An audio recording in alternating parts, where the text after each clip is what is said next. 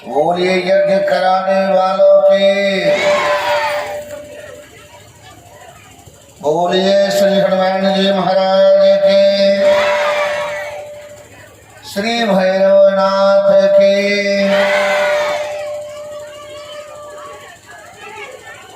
नमोस्तु रामाय सकलक्ष्मणाय दिव्यै च तस्यै जनकात्मजायै। नमोस्तु रुद्रेन्द्र यमानिलेभ्यो। नमोस्तु चन्द्रार्कमरुद्गणेभ्यः। गंगा तरंगरमणीय जटाकलापम गौरी निरंतर विभूषितवामभागम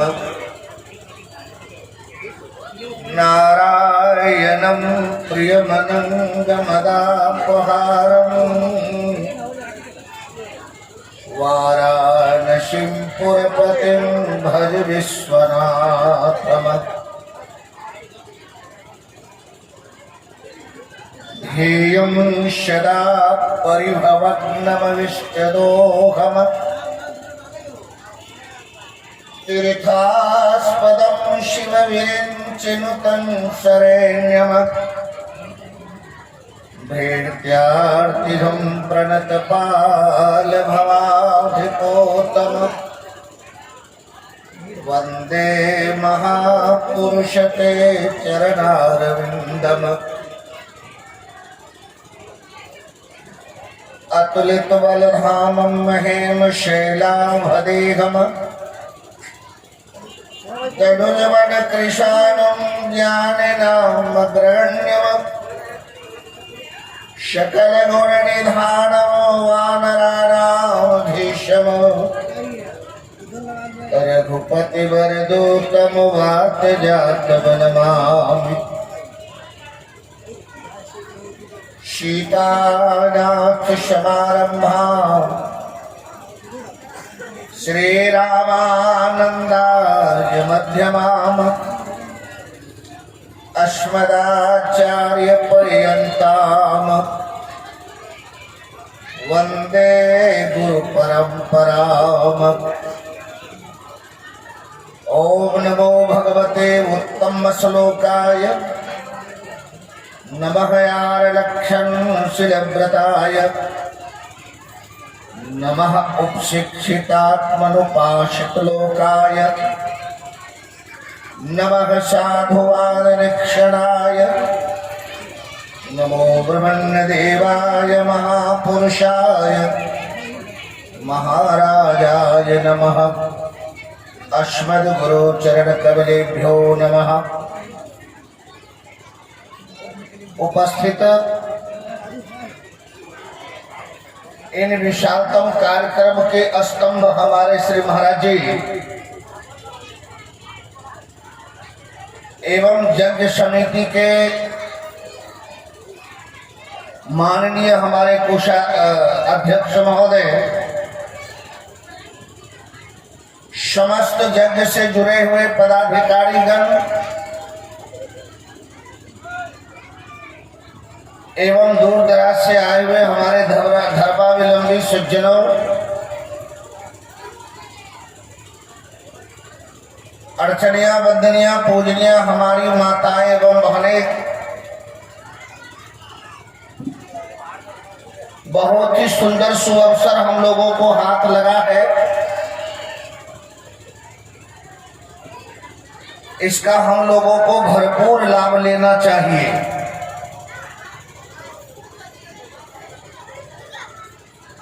इस कलयुग में आपाधापी में ये सत्संग भजन यज्ञ अनुष्ठान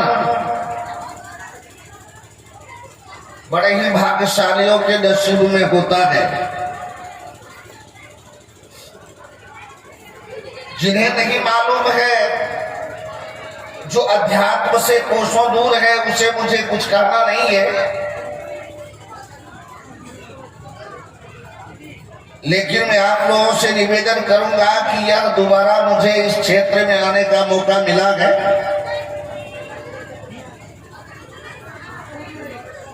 एक बार बहुत दिन पहले हनुमान जी की प्रतिष्ठा में भोजुडी में मैं आया था।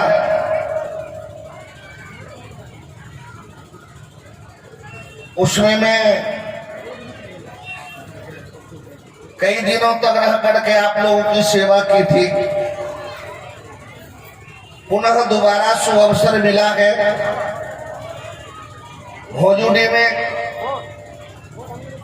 भैरवनाथ के प्रांगण में आप लोगों के सानिध्य में और हमारे जगतकर्ता श्री महाराज जी के छत्र छाया में बड़ा ही सुंदर सुअवसर मिला है। हमें भी गंगा नहाने का यह लाभ मिला है। मैं बाबा को साधुवाद देता हूं। आप लोग जो यहाँ बैठी हैं या बैठे हैं, ये साक्षात प्रयाग है, आप लोगों को नहीं मालूम। और मनुष्य तन का सर्वोपरि लाभ यही है, इससे बढ़कर के दूसरा कोई लाभ मानव को है ही नहीं। मैं आपसे एक निवेदन करता हूं कि आपके पिता है, माता है, भाई है, बंधु है, पति है, जितने भी रिलेशन है, ये जितने रिलेशन है ये सब आपको पकड़ के बैठने वाला नहीं है। आपके सानिध्य में, आपके पास में सतत रहने वाला ये रिलेशन नहीं है। जैसे किसी का पति है तो पति बाहर जाएगा ही, जब तक बाहर जाकर के कोई कार्य नहीं करेगा घर नहीं चलेगा। माँ भी बेटे के पास ज्यादा देर तक नहीं बैठ सकती, पिता भी नहीं बैठ सकते। अरे हम मानवों का सर्वोपरि संबंध किससे है, पहले ये जानकारी ले लेना चाहिए। हमारे 6 संबंधी हमारे साथ है, जिसको आप भूल गए हैं। यदि आप समझ जाएंगे ना तो आप स्वयं कहेंगे कि वाकई हम इस शब्द को तो भूल गए थे। हमारा सबसे बड़ा संबंध किससे है? कौन? हमारी माँ है।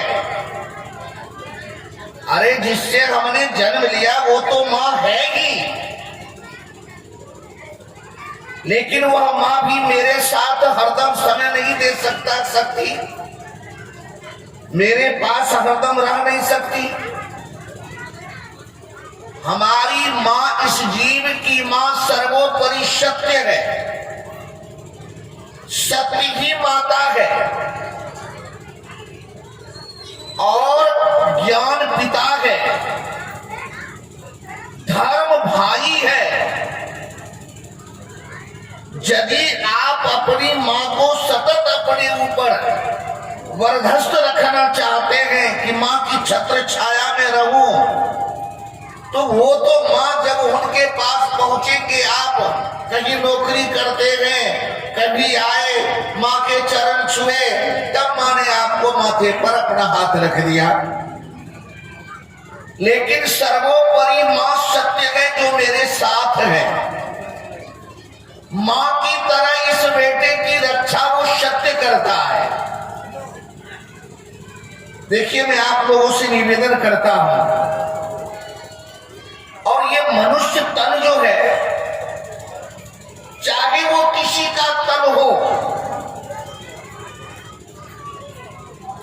लेकिन सर्वोपरि यह मनुष्य शरीर है।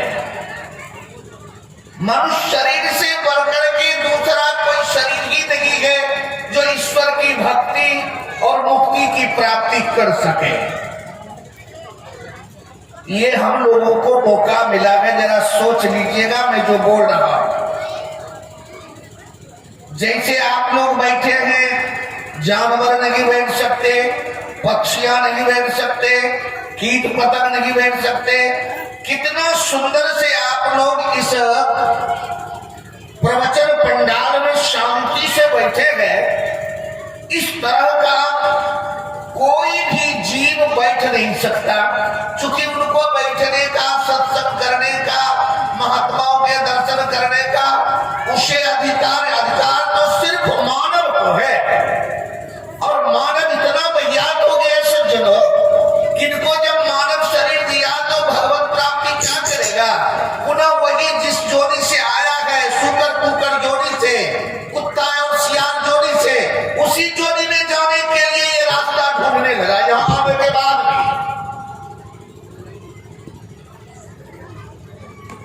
मैं हाथ जोड़ करके निवेदन करता हूं, मनुष्य शरीर प्राप्त करके कभी भी ऐसा काम मत कीजिए, क्योंकि यह मनुष्य शरीर देख करके देवता भी सिहाता है, ललचाता है। देवलोक भी इस मनुष्य शरीर की प्राप्ति करने के लिए परमात्मा से फरियाद करता है, लेकिन देवता को मनुष्य शरीर नहीं मिल सकता। इस शरीर को कम करके आंकना मूर्खों का काम है। ये शरीर ऐसा है सज्जनों की, अच्छे कर्म करके हम देवता बन सकते हैं, लेकिन देवता कोई कर्म करके मानव बन जाए, उसकी बस की बात नहीं है। बताइए कि हम कितने उच्च कोटि के हैं मानव। भागवत में तो यहां तक कथा है, एक श्लोक सुना देता हूं कि जब भारतवर्ष में कोई सत्संग में बैठता है और किसी महात्माओं के मुख से वो सत्संग सुन रहा है, तो देवता लोग कहता है आपस में कि देखो तो इस मानव को, इसलिए ऐसा कौन सा पुण्य किया है जो भारतवर्ष में मनुष्य तन धारण करके श्री हरि की कथा सुन रहा है। चूंकि देवताओं में ये क्षमता नहीं है कि वो ब्रह्मलोक में कथा सुने, उसे कथा सुननी ही होती है सज्जनों। तो इसी मृतलोक में किसी न किसी रूप से आकर के आपके बगल में इधर उधर बैठ करके वो कथा सुन सकता है, लेकिन स्वर्गलोक में कथा नहीं होती, याद रखिएगा। स्वर्ग लोक तो भोग का स्थान है, वहां भोग कीजिए, भोग देवता भोग करता है। विश्वास नहीं होता है तो सुन लीजिए, हमारी इंद्रियों पर देवताओं का वास है।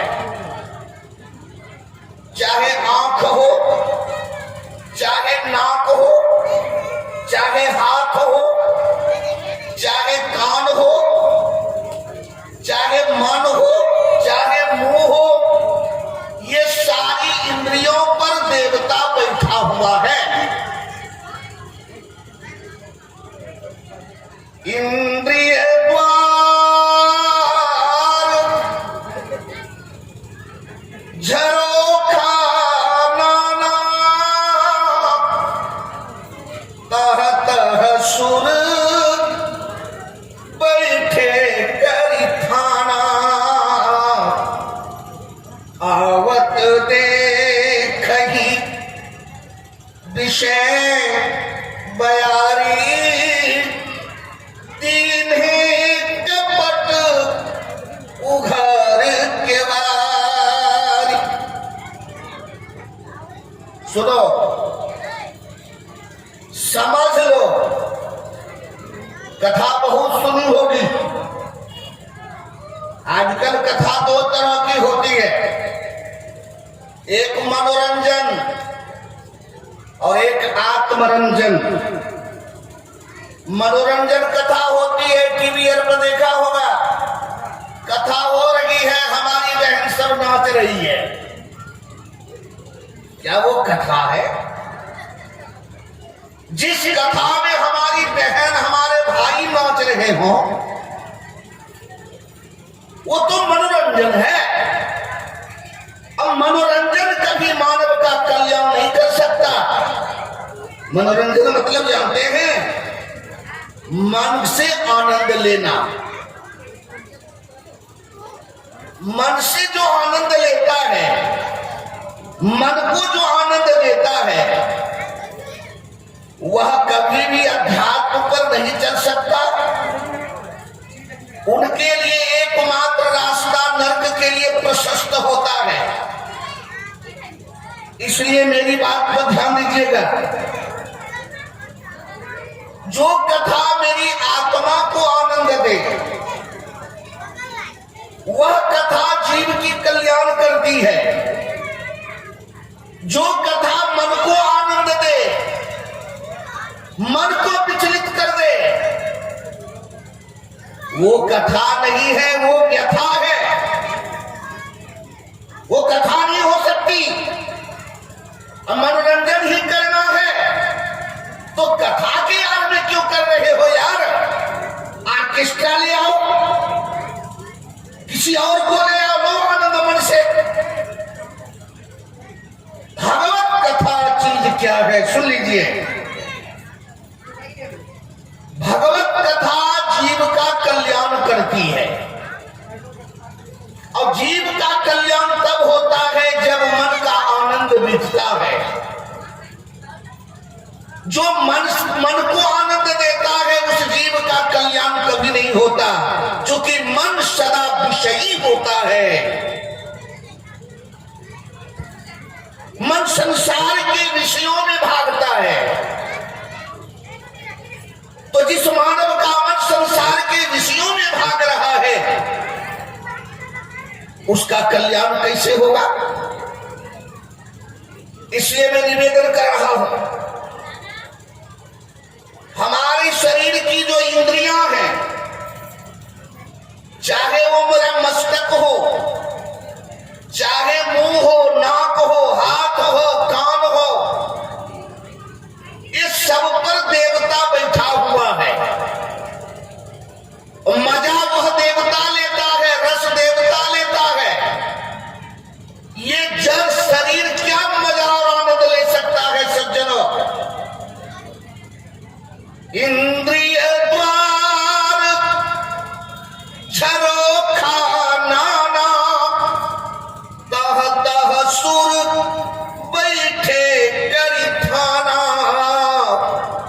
आवत देख ही विषय प्यारी। जैसे देखता है देवता आनंद भोगता है। अब ये जड़ इंद्रियां क्या भोगेगा? आंख के देवता सूर्य है, मन के देवता चंद्रमा है, मुख के देवता अग्नि है, हाथ के देवता इंद्र है, पांव के देवता विष्णु है, हरे गुदारलिंग के देवता तो जमराज है। सारी इंद्रियों के देवता है बैठा हुआ, आनंद वह लेता है। अब भोग ये मैं जीव भोगता है।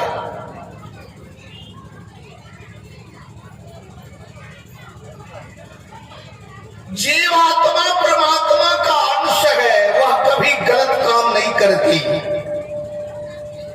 शराब पीने वालों को पूछा जाए जब शराब पीता है नैने में, तो वो जरूर एक बार दो बार करेगा।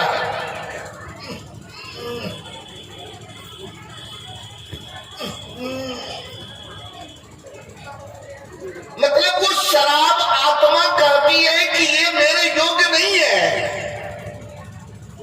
लेकिन मन जबरदस्ती उसको दे रहा है। मन जबरदस्ती उसको पिला रहा है, लेकिन आत्मा अंदर से कहती है अरे दादा, होता है कि नहीं बताइए? ऐसा देखा जाता है कि नहीं? आत्मा परमात्मा का अंश है, वही है, वह कभी गलत कार्य नहीं कर सकती। और वो। सुनो, बड़ा सुंदर एक ग्रंथ है हिंदू धर्म में, यदि कभी पढ़ना हो कर्म पर तो गरुड़ पुराण पढ़ करके देख लेना कि जीव जो जो कर्म करता है गरुड़ पुराण में उसका फल क्या है स्पष्ट रूप से वर्णन है। कर्म करने की हमें स्वतंत्रता दी है जरूर, लेकिन साथ साथ मुझे ज्ञान भी दिया है कि अपना कौन है, पराया कौन है, अच्छा कौन है, खराब कौन है, इसका भी ज्ञान मुझे दिया है। ये क्यों दिया है? अपना पराया का ज्ञान क्यों दिया? इसलिए कि तुमसे ये कभी ऐसा गलत काम ना हो। तुम जानते हो, तुम्हें ज्ञान है कि ये मेरा है, ये दूसरे का है, और ये भी तुम्हें ज्ञान है कि सब ईश्वर का अंश है। देखो भाई, हम हाथ जोड़ के निवेदन करता हूं, पहले दिन का है, कथा तो होगी। जब मुझे बाबा ने और कमेटी ने स्वीकार किया कि कथा है, तो हमको फटीक बाबू फटीक शर्मा ने कहा महाराज जी आपको आना है। तो चलो भाई, ओहो भाग्य है, पुनः मौका मिल गया। कथा सुनिए, व्यथा को संग्रह मत कीजिए। यहां भी यदि आपने गलत कार्य किया, गलत सुना, गलत किया, तो सुन लो,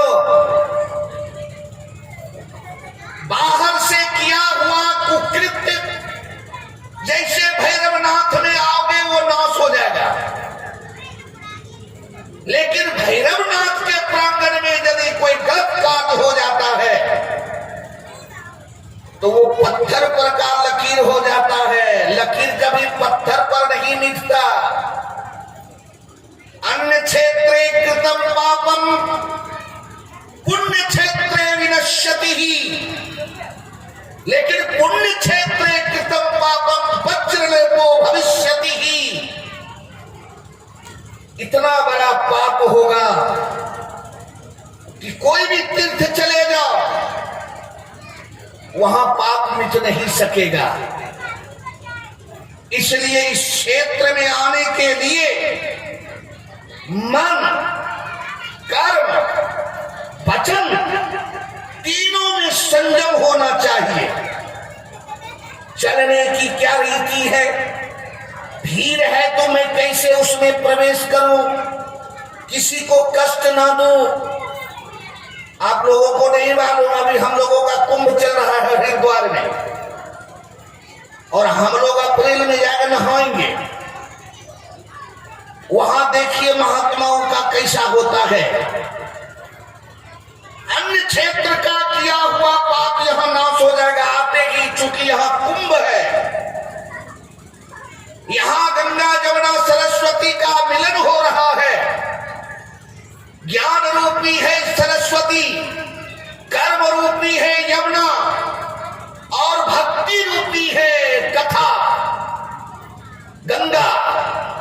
ये तीनों का यहां समन्वय है। तो जहां तीनों का समन्वय है, और अक्षयवट महाराज जी बन करके बैठे हुए हैं, इलाहाबाद में अक्षयवट है, यहां महात्मा कई महीनों से बैठ करके तपस्या कर रहे हैं, वो अक्षयवट है, उनके सानिध्य में हो रहा है। मैं आपसे निवेदन करता हूं, ऐसी जगह पर यदि जीने की कला और मरने की प्रक्रिया नहीं सीख पाए तो धिक्कार है इस मानव को। क्या मनुष्य के अलावा कोई ऐसा जीव है जिसे जीने की कला हो? मनुष्य को छोड़कर के ऐसा कोई जीव आप बता सकते हैं कि जिन्हें मरने की प्रक्रिया हो? जहां तक बाल बच्चे की बात है, तो एक कुत्ता और कुतिया साल में 3-4 पिल्ला पिल्ली पैदा करता है। हम तो उतना कर भी नहीं सकते। बाल बच्चे से बात नहीं है। जिस जोड़ी में रहेंगे वहां भी पुत्र होगा, जिस जोड़ी में रहेंगे वहां भी कोई ना कोई तन मिलेगा, लेकिन उस तन से श्री हरि का स्मरण नहीं हो पाएगा, उस तन से कभी गंगा स्नान नहीं हो पाएगा, उस तन से कभी किसी यज्ञ में फेरी नहीं लगा सकते आप, उस तन से कभी किसी महात्माओं के चरण स्पर्श नहीं कर सकते आप। तो वह तन कोई तन है क्या? क्या उस तन को तन मानते हैं? बड़े भाग मानुष तन पावा, सुर दुर्लभ सद्ग्रंथ न गावा। बड़े भाग मानुष तन पावा। चाहे किसी का शरीर हो, लेकिन मनुष्य शरीर जो मिला है बड़ा भाग्यशाली वह मानव है।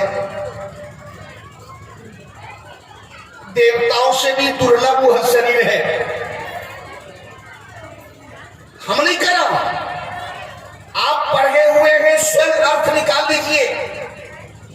बड़े भाग मानुष तन पावा, सुर दुर्लभ। सुर मतलब देवता, दुर्लभ मतलब कठिन। देवताओं को भी कठिन है यह तन मिलना, और हमको यदि मिला है तो हमारा कर्म कैसा है स्वयं सोच लो। तो क्या इस तन का सही सदुपयोग कर रहे हो? नहीं कर रहे हो तो धोखा खा रहे हो। देखो मेरी बात पर ध्यान देना भाई।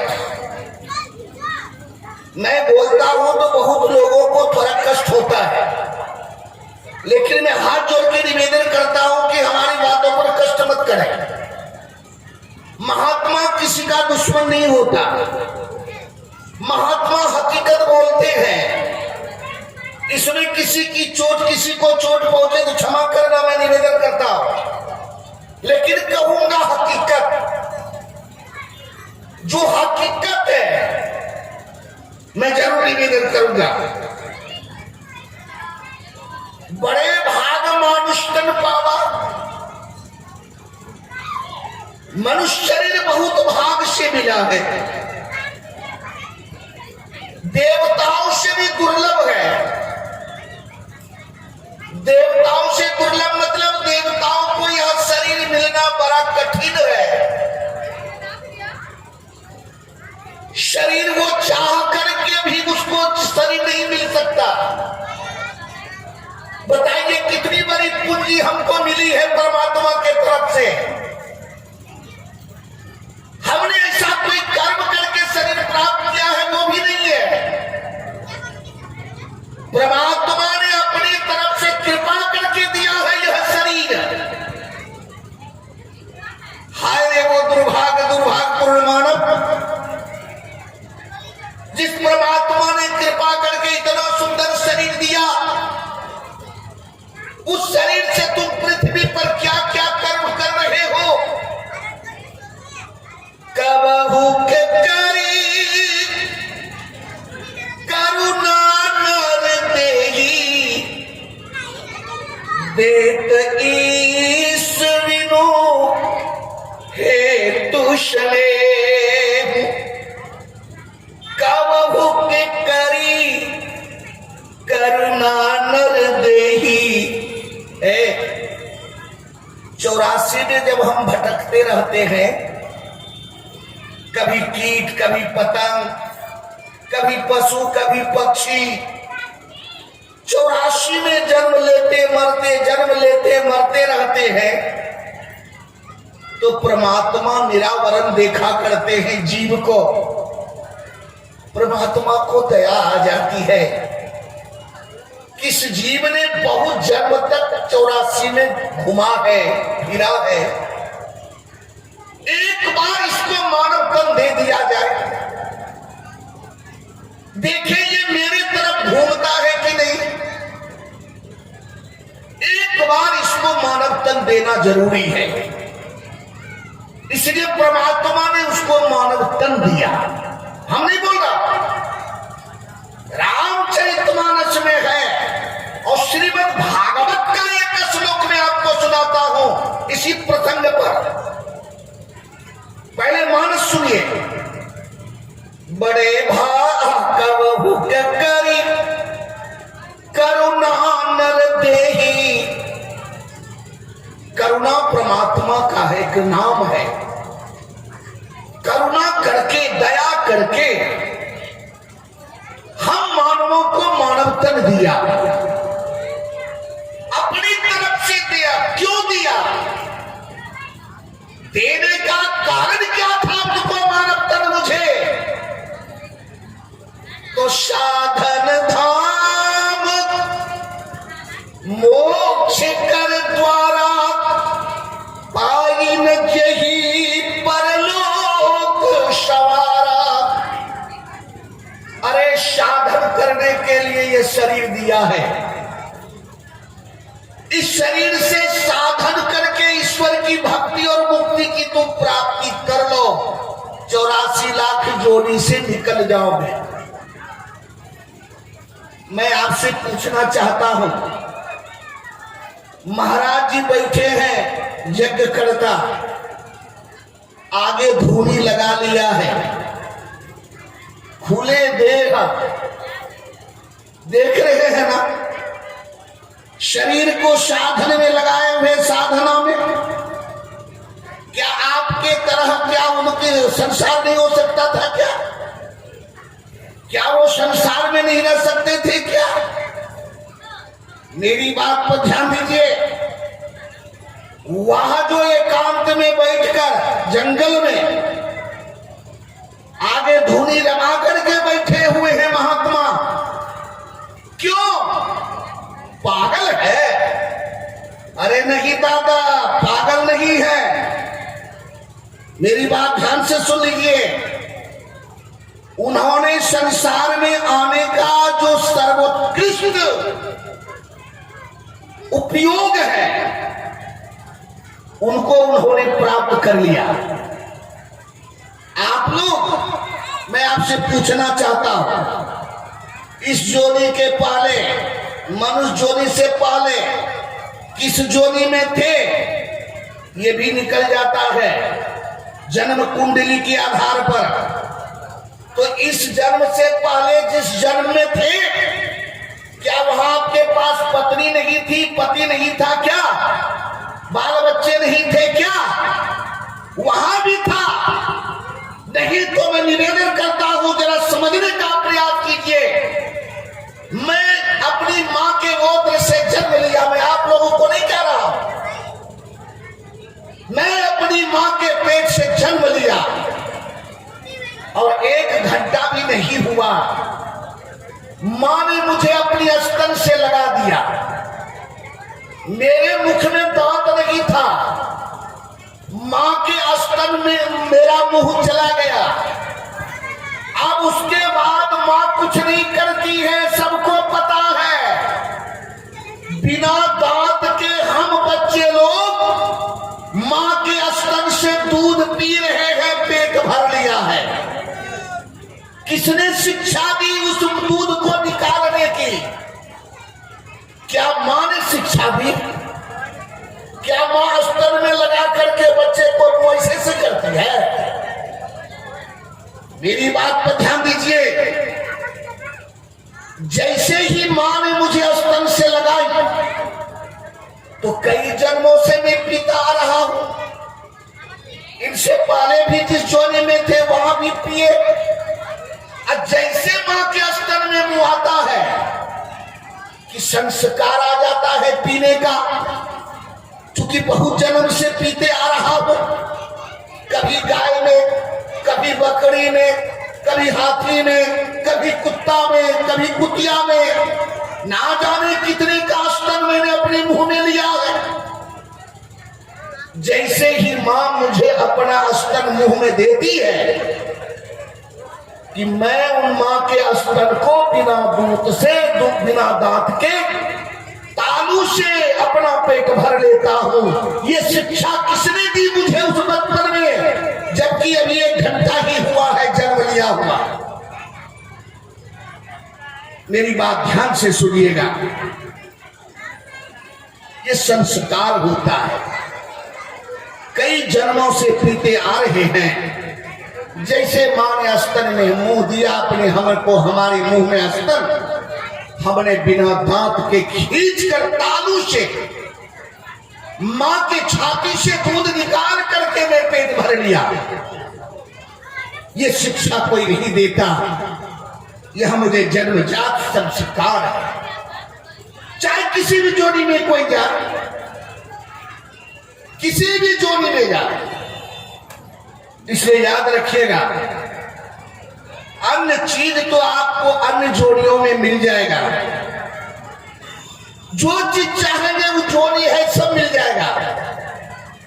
लेकिन सज्जनों, ईश्वर की भक्ति और मुक्ति और 84 लाख जोड़ी छोड़ने या छुड़ाने का एकमात्र यह मानव तन है। इसी तन से हम 84 लाख जोड़ी से निकल सकते हैं, जन्म मरण से रहित हो सकते हैं। ना जन्म मरण होगा, ना जन्म होगा, ना 84 में हम जाएंगे। इसलिए परमात्मा ने मनुष्य शरीर दिया है। भागवत पढ़िए, दुर्लभो मानुषम देहि देहि नाम क्षणभंगुरः। मनुष्य शरीर बड़ा दुर्लभ से मिलता है ये क्षणभंगुर। कल सुबह का सूर्योदय हम देख पाएंगे कि नहीं, ये भी कहना मुश्किल है। रात में सोएंगे, कोई सांप काटेगा ये शिकार, हार्ट अटैक होगा ये शिकार। इतना क्षणभंगुर यह मानव तन है कि 15 मिनट भी वह नहीं कह सकता दावे के साथ, क्योंकि 15 मिनट बहुत हो जाता है। दुर्लभो मानुषम देहि देहि नाम क्षणभंगुरः तत्रापि मान्यते दुर्लभो वैकुंठ प्रिय दर्शनम। क्या कहना है? मानव तन से वैष्णव होकर खान पान पर कंट्रोल करके, आजकल जानते हो, इन मां बहनों को पूछो, इन लोगों को जरा पूछ लो, या ये अपनी समझ जाए। सुबह उठती है, कहां इस समय आए, अभी तो जग हो रहा है, चलो अभी तो सात्विक जरूर होगा, जग हो रहा है तो जरूर सात्विक होगा। लेकिन जग के बाद मन ही मन सोचता होगा कि जल्दी जग किस दिन पूर्ण हो, बहुत दिन हो गया, भोजन में इंटरेस्ट नहीं आ रहा है, कब जग समाप्त हो। और सुनो, दुख नहीं मानना, इन लोगों को जरा पूछा जाए, भक्ति भी खूब करेंगे।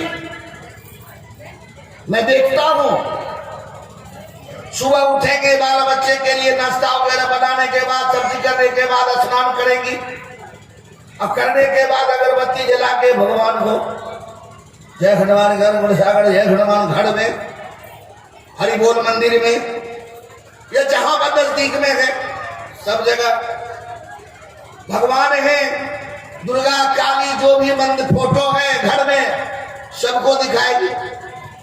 और दिखाने के बाद सबको अगरबत्ती पहले दिखाई, याद रखना। और उसके बाद क्या करती है, चूल्हे के पास बैठी आती है,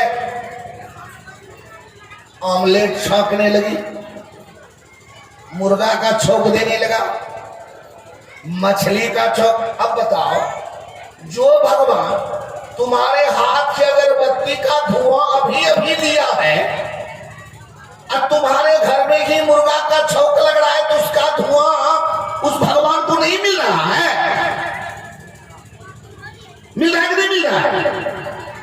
लेकिन इन लोगों के लिए मात्र उतनी ही देर भगवान है जितना देर ये अगरबत्ती दिखा रही है। उसके बाद फिर ये छौंक लगाती है ना, फिर इस लोगों का भगवान वहां नहीं है, फोटो है, फोटो। तो ये भक्ति नहीं है। इस चीज को भक्ति नहीं कहा जाए।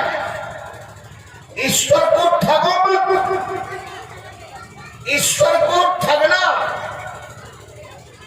मैं आपसे निवेदन करता हूं, दुख मत मानना। मनुष्य शरीर देवताओं से भी दुर्लभ है। देवता को मनुष्य शरीर नहीं मिलता है।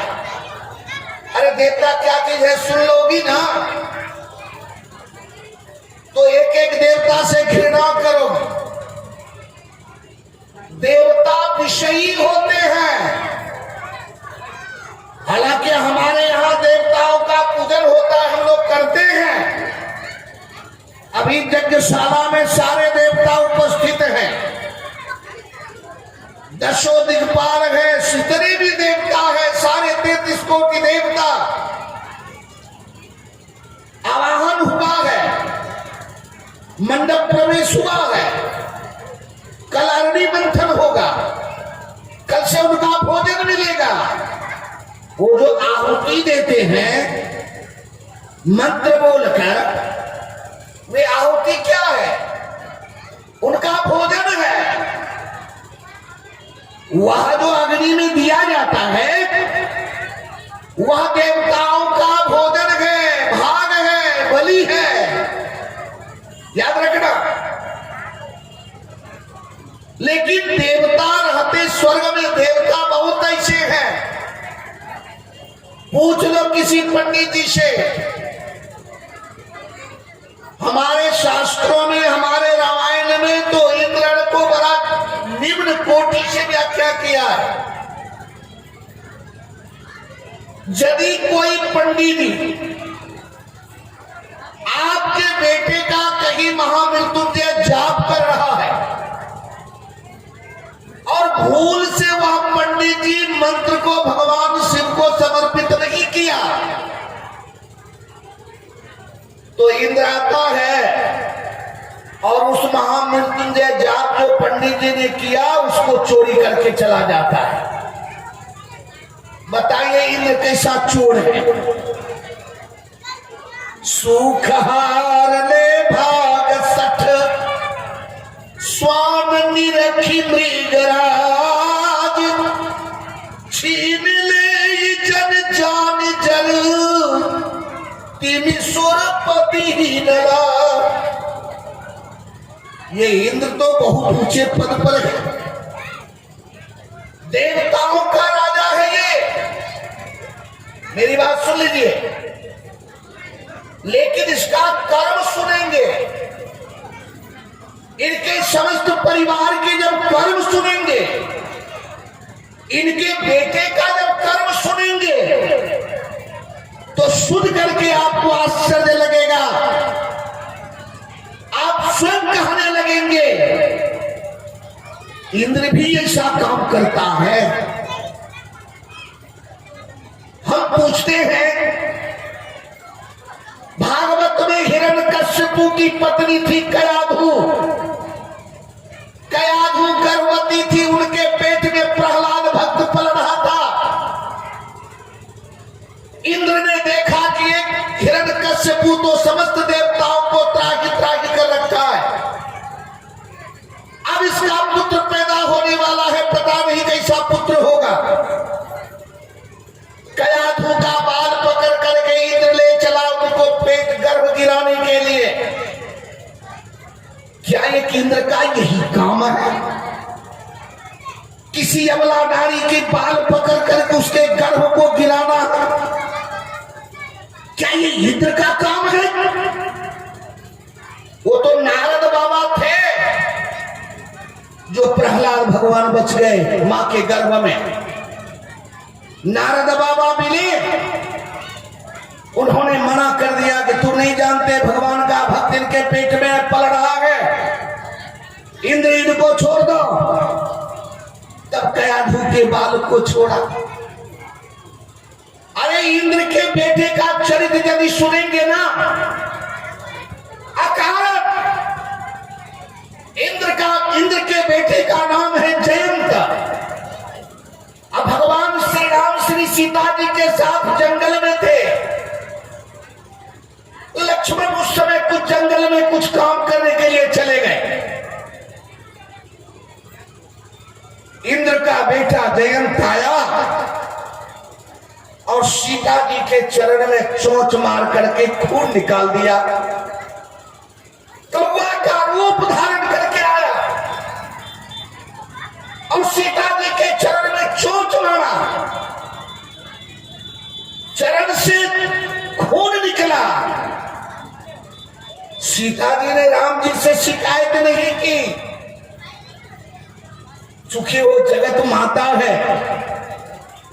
लेकिन राम जी ने देख लिया कि सीता जी के चरण से खून बह रहा है। चला रुधिर रघुनायक जाना, सीख धनुष शायक संधाना। भगवान ने उनके पीछे सीख का बाण छोड़ दिया। भगवान जानते हैं कि यह इंद्र का बेटा है जयंत,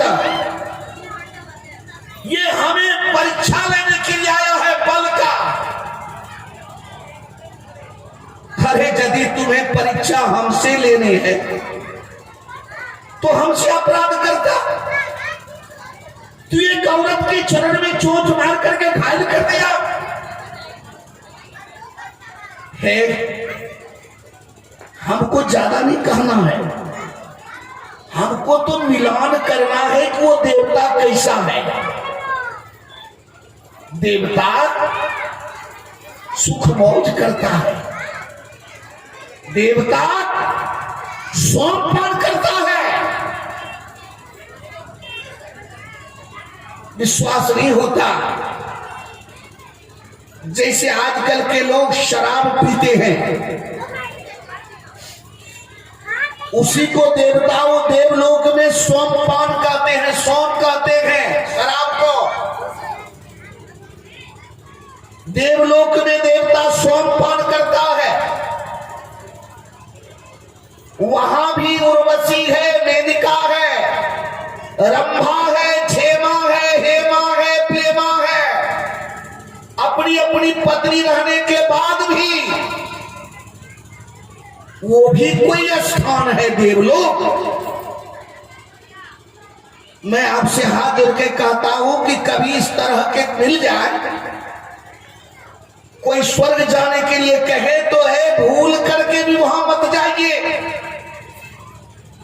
स्वर्गहु स्वल्पयंत दुखदाई, स्वर्ग का भी सुख बड़ा दुखदाई होता है। जो आनंद हमारे भारतवर्ष में है पृथ्वी पर, सत्य कर्म पर रह करके, सच्चाई मार्ग पर रह करके जीवन व्यतीत करना, ये आनंद तीनों लोकों में कहीं नहीं है। इतना आनंद तीनों लोग भूल जाइए, कहीं आनंद नहीं है। आनंद है सज्जनों, जो कथा आप सुन रहे हैं, ये कथा ब्रह्मलोक में होती है क्या? है नसीब में ब्रह्मलोक के लोग देवताओं की में कथा सुनो? नहीं। हाँ, यहीं से कथा सुन सुन करके जो महात्मा नारद इत्यादि है, मृतलोक से कथा सुन करके भगवान के ब्रह्मलोक में जाकर के ब्रह्मा जी से कहते हैं। लेकिन सज्जनों, ये सत्संग का यही स्थल है, पृथ्वी। ये पृथ्वी आपको किधर जाना है? स्वर्ग जाना है या नरक जाना है? यही मनुष्य शरीर से होता है, पशु पक्षी से नहीं। पशु पक्षी तो वैसे जो कि कोई साधना नहीं कर सकता। गंगा जी क्या है, जमुना क्या है, सत्संग क्या है, भगवान का नाम क्या है, खोरठा भाषा क्या है, हिंदी क्या है, इंग्लिश क्या है, उर्दू क्या है, बंगाली भाषा क्या है, ये सब पशु पक्षी नहीं जानता। ये सिर्फ मानव का अधिकार है। मेरी बात सुनिए, मानव का अधिकार है ये। और मानव एक ऐसा शरीर है, जिस चीज की आपको प्राप्ति करनी है आप इस शरीर से कर सकते हैं। ये एक सीढ़ी है। सीढ़ी जानते हैं ना? मकान से लगा दीजिए सीढ़ी, निशानी चढ़ने वाला, तो वो छत पर चढ़ जाता है। और छत से उतरना हो तो सीढ़ी के माध्यम से आप नीचे उतर सकते हैं। उसी तरह से इस मानव शरीर से ईश्वर की प्राप्ति करना हो, ऊपर चढ़ना हो, तो इस शरीर की सीढ़ी से आप ऊपर जा सकते हो। यदि नरके जाना है तो उसमें भी सीढ़ी की आवश्यकता है। कुकर्म करो, नरक जाओ, क्योंकि शरीर से ही होता है। शरीर से कुकर्म करोगे तो नरक जाओगे, सुकर्म करोगे, सत्य मार्ग से चलोगे तो भक्ति और मुक्ति की प्राप्ति होगी। इसलिए मैं आप लोगों से एक बार पुनः निवेदन, आज मेरा प्रथम दिन है, ज्यादा तो मैं नहीं कहूंगा, लेकिन मैं इतना जरूर कह दूं कि सत्संग हमारे जीवन के लिए बहुत जरूरी है, मानव तन के लिए। जिन्हें सत्संग सुनना हो तो आप समय पर पधारो। आज से लेकर के 23 तक मुझे समय दिया गया है। आप कथा सुनो, कथा से लाभ लो। कथा से व्यथा मिटती है, कथा से जीने की कला सीखी जाती है। एक कथा ही ऐसी है सज्जनों, यदि मैं उदाहरण दूं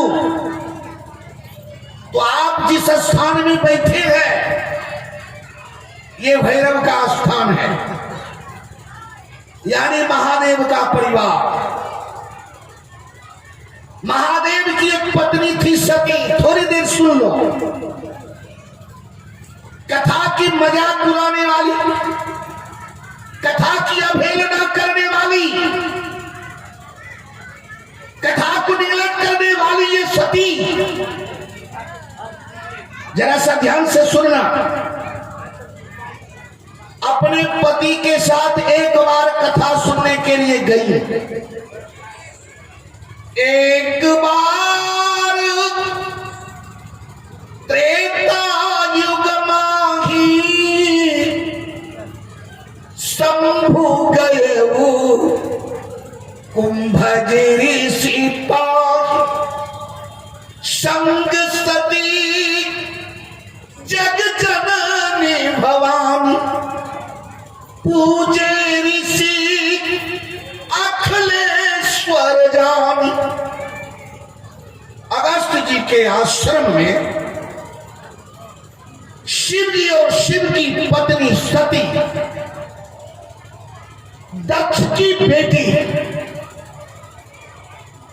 अभी वर्तमान में तो हिमालय की लड़की है पार्वती,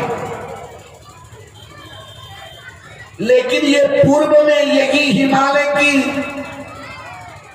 लड़की जो पार्वती थी है ना, ये पूर्व में महाराज दक्ष की लड़की थी सती, जो महादेव की पत्नी थी। कथा सुनने के लिए आई। कहां से आई सुन लो। कैलाश पर्वत। सपने में भी कोई कैलाश पर्वत नहीं देखा होगा। अरे जो जागृत में देखता है वही स्वप्न में आता है। चौक चौराहा पर जो खड़ा होगा तो रात्रि में क्या उसे कैलाश दिखाई देगा? जो रात दिन भोजपुरी के चौक चौराहे पर घूमेगा तो रात्रि में अयोध्या दर्शन हो जाएगा उसको, वही चौक चौराहा दिखाई देगा उसको। जो जागृत में करोगे स्वप्न में वही आएगा, स्वाभाविक है। कैलाश छोड़कर अगस्त्य के आश्रम जंगल आए। आवाज कम दे रहे हो, सोच रहे जोर से बोलने करता तो कम कर दे, सुना जाए। संग में सती को अपनी पत्नी को भी ले ली महादेव ने। अगस्त जी की कुटिया पर पहुंचे। अगस्त जी ने बड़ा सुंदर पूजन किया, चूंकि महादेव है। महादेव की पत्नी सती और महादेव दोनों को ईश्वर जान करके समझ करके पूजन किया। और अगस्त जी ने पूछा, महादेव कहिए आप कहना क्या चाहते हैं?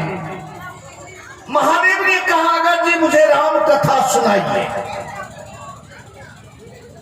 और महादेव के सामने अगस्त जी राम कथा शुरू किया। आप भी बैठे बैठे सुन लीजिए।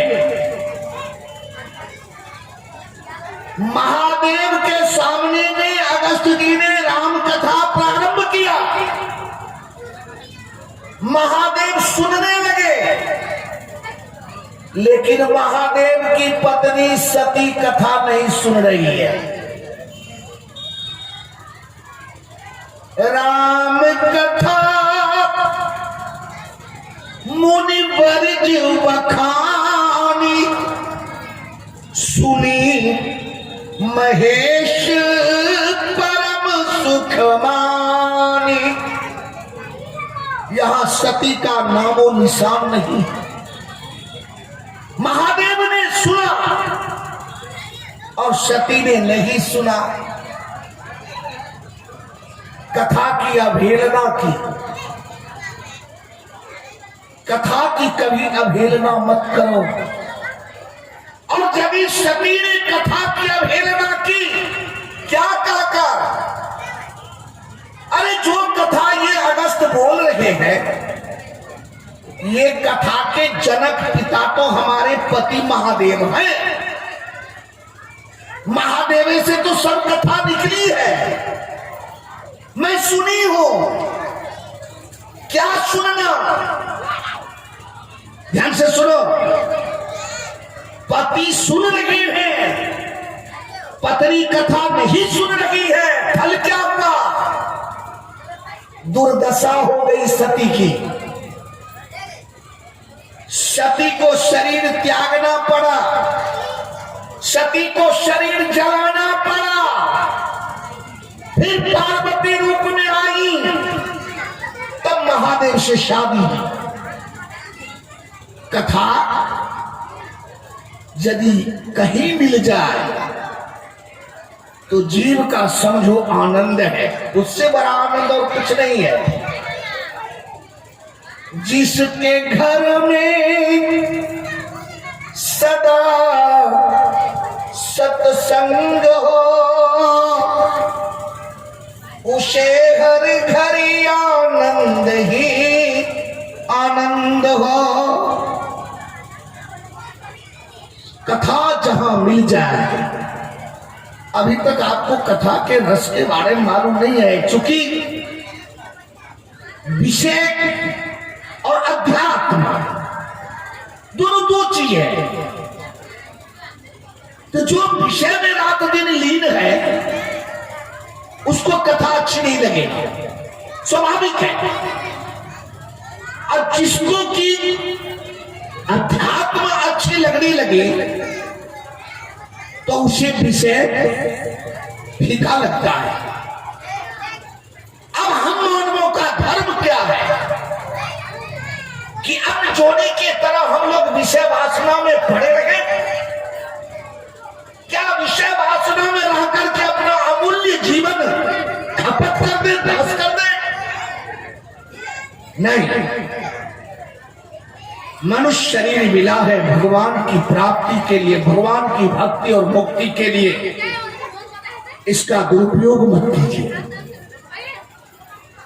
इसका दुरुपयोग करेंगे तो हिसाब देना होगा।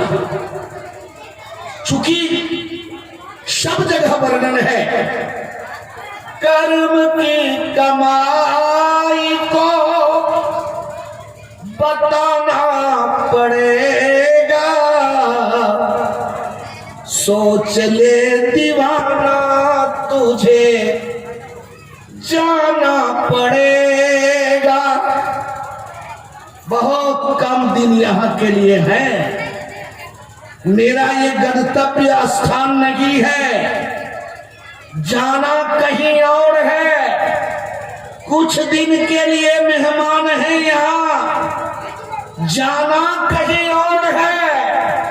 आए हैं कहीं और से, जाना कहीं और है। इस संसार को, धरोहर को देख के भूलो मत। इस सुंदरता को देख करके भूलो मत। यदि कभी सुंदरता पर अभिमान आ जाए तो अपनी बूढ़ी दादी को देख लिया करो, बूढ़े दादा को देख लिया करो कि एक दिन ये भी हमारे तरह थे, लेकिन आज इसकी दशा देखो। ज्ञान हो जाएगा,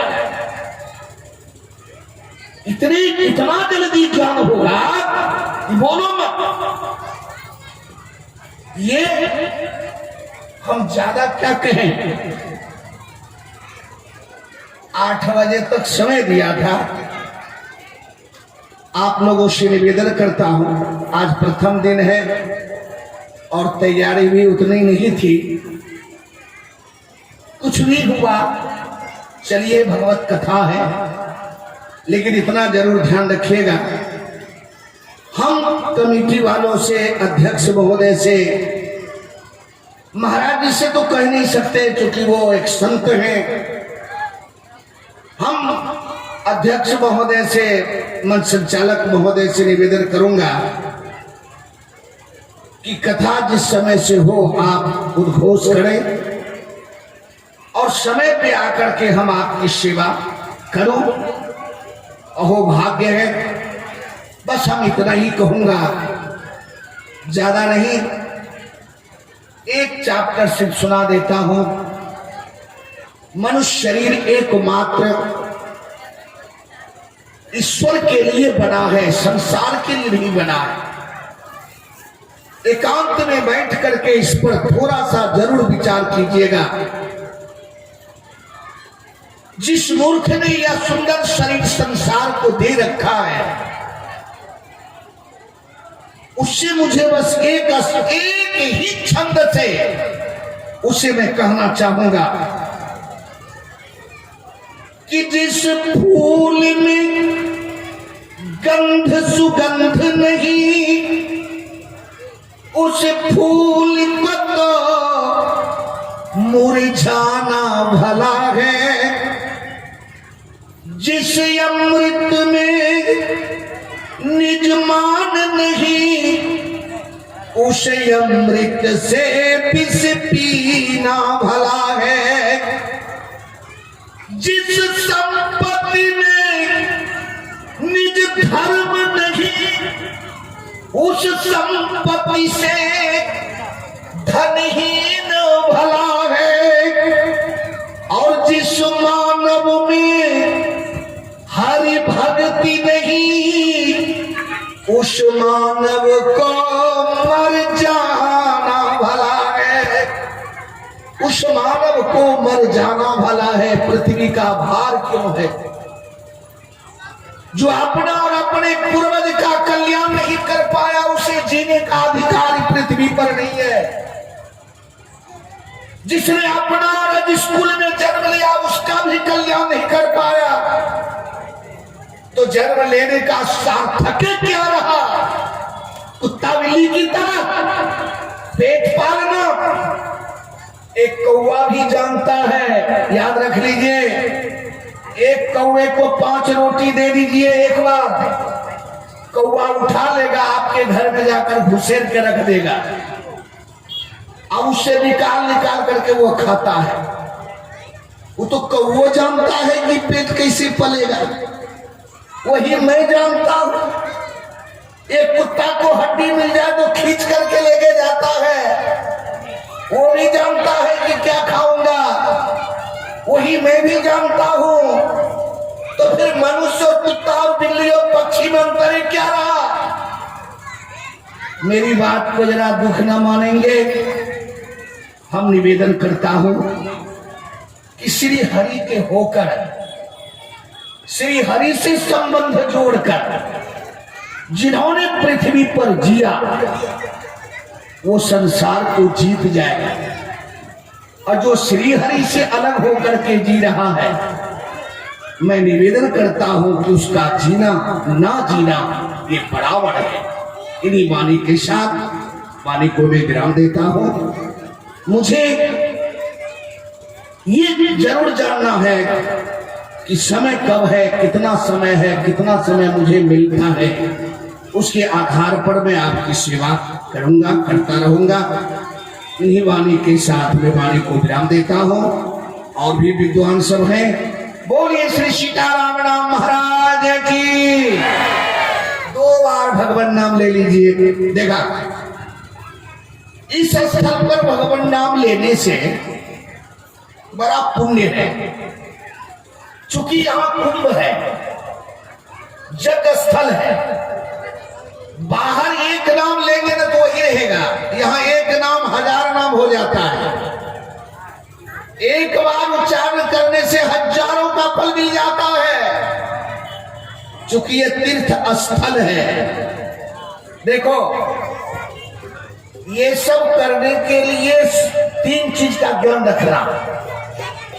एक समय, दूसरा पात्र और तीसरा जगह। जगह कैसा है, पात्र कैसा है, व्यक्ति कैसा है और समय कैसा है। देश काल पात्र का जब ज्ञान हो जाए तब धर्म करिए। देखिए लाभ होता है कि नहीं। बाबा को यदि आप 1 रुपया देते हैं या 1 रुपया हजारों का दान है, मैंने 1 रुपया कहा लेकिन क्षमता भर, चूंकि ये यज्ञ में खर्च होता है, जगह स्थल में दान देते हैं, बाबा को दान देते हैं। देखिए तीनों मिल गया, जग स्थल पवित्र, बाबा पवित्र, दान पवित्र, देश काल परिस्थिति उसी तरह से भगवान नाम है। यहां भगवान नाम एक बार लेने से हजारों नाम के बराबर हो जाता है। तो 2 बार भगवान नाम लीजिए। श्री राम जय राम, जय जय राम, श्री राम। हम जानते हैं कभी नहीं बोलेंगे, अब बोलबो नहीं करेंगे। भगवान नाम कौन नहीं बोलता है मालूम है? नहीं मालूम है? बूढ़ा पुराना कोई घर में मर जाए ना तो देखे ना, सब कोई कहेगा राम नाम सत्य है, राम नाम सत्य है, लेकिन एक व्यक्ति कहता है चुपचाप मौन है। कौन है वो? जो मरा हुआ है। तब आप लोग मरे हुए मत बोलिए, मरे हुए व्यक्ति से मुख से निकलता नहीं है। देखो दुख मत मानना, मरा हुआ तो मैं कह दिया, लेकिन मरे हुए व्यक्ति में सामर्थ्य है। क्या है? यदि वह कंधे पर रहता है, जो भगवान नाम नहीं बोल रहा है, कंधे पर जब तक है तब तक पीछे के लोग सबको क्या बोलता है? राम नाम। और जब घाट पर जाने के बाद जला के लौटता है, वह मरा हुआ व्यक्ति साथ नहीं रहता है, तो कोई व्यक्ति कहता है राम नाम सत्य है। आने के समय जला के आता कोई कहता है? नहीं कहता है। तो मतलब जो मरा हुआ है उसमें सामर्थ्य है कि सबके मुख से भगवान नाम निकलवाने की, और सबको ही लेता है। दुख नहीं लगाना, पहले मरा हुआ बताया, फिर उसको आप किसे बता दिया। 2 बार भगवान नाम ले। श्री राम जय जय राम, श्री राम श्री राम जय राम, श्री राम। बोलिए श्री सीताराम नाम महाराज की, श्री हनुमान जी महाराज की, शंकरदेव भगवान की, अवधाम की, सरयुग भैया की, यज्ञ भगवान की जय। जय सीताराम। हर हर महादेव।